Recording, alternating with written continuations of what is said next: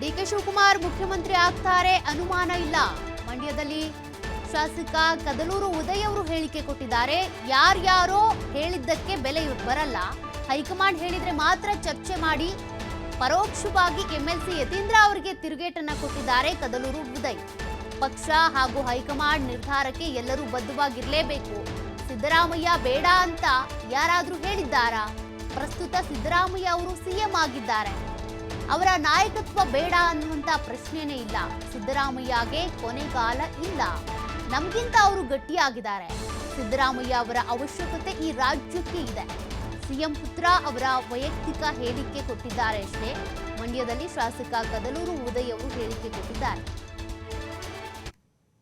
ಏನು ಬೆಲೆ ಬರಲ್ಲ, ಪಕ್ಷದ ಹೈಕಮಾಂಡ್ ಹೇಳಿದ್ರೆ ಅದ್ರ ಬಗ್ಗೆ ಚರ್ಚೆ ಮಾಡಿ.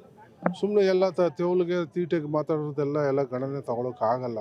ಪಕ್ಷ ಹೈಕಮಾಂಡ್ ಏನು ನಿರ್ಧಾರ ಮಾಡ್ತದೆ ಅದಕ್ಕೆ ಎಲ್ಲರೂ ಭದ್ರಾಗಿರ್ತೀವಿ, ಎಲ್ಲರೂ ಭದ್ರಾಗಿರ್ಬೇಕು. ಈಗ ಯಾರು ಸಿದ್ದರಾಮಯ್ಯನವರು ಇಳಿಬೇಕು ಅಂತನೋ ಸಿದ್ದರಾಮಯ್ಯನವ್ರು ಬೇಡ ಅಂತ ಯಾರಾದರೂ ಹೇಳಿದಾರಾ?